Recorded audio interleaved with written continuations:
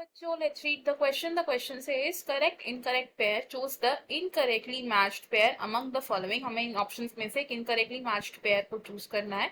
इस क्वेश्चन में हमारे पास जो ऑप्शंस गिवन है, they are option 1 elongation phase, increase vacuolation and new cell wall deposition. Option 2 arithmetic growth, root elongation is its example. Option 3 nutrients involved in synthesis of protoplasm. Option 4 relative growth rate, measurement and the comparison of total growth per unit time. इस question में अगर हम बात करें की concept की, तो यहां हमारा की कॉन्सेप्ट होगा ग्रोथ. तो प्लांट में हम ग्रोथ को ऑब्जर्व कर सकते हैं इधर in the increase in size या फिर इंक्रीज इन द मास. और सबसे पहले अगर हम बात करें डिफरेंट फेजेस ऑफ ग्रोथ की, तो प्लांट ग्रोथ को हमने डिवाइड किया है 3 phases, meristematic phase, elongation phase and maturation phase. अगर इनमें से हम बात करें इलोंगेशन फेज की, तो इलोंगेशन फेज में जो सेल्स होते हैं ये क्या कहते हैं, इलोंगेशन फेज में सेल साइज इंक्रीज होता है and they elongate. And during this phase cell में क्या चेंजेस आते हैं, it has additional cell wall deposition, यानी कि जो सेल वॉल है वो थिक होना शुरू हो जाती है. एंड सेकंड क्या आता है, इट इज इंक्रीज्ड वैक्यूलेशन. सेकंड बात करें अरिथमेटिक ग्रोथ की, अरिथमेटिक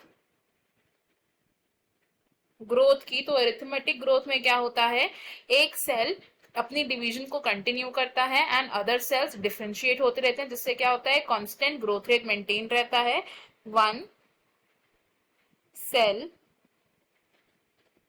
कंटिन्यूज टू डिवाइड, और जो बाकी के सेल्स होते हैं, अदर सेल्स क्या करते हैं, दे डिफरेंशिएट एंड मैच्योर. और अरिथमेटिक ग्रोथ का एक कॉमन एग्जांपल क्या है, it is the elongation of root at constant rate.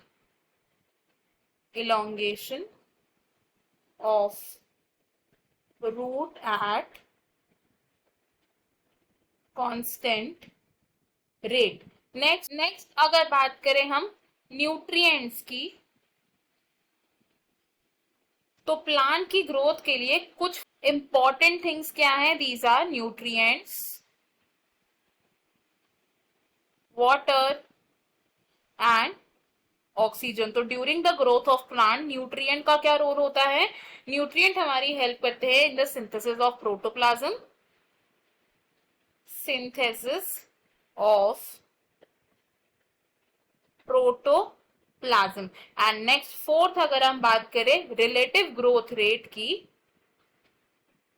Relative growth rate, तो रिलेटिव ग्रोथ रेट से हम क्या कर सकते हैं, लिविंग सिस्टम के ग्रोथ को कंपेयर कर सकते हैं.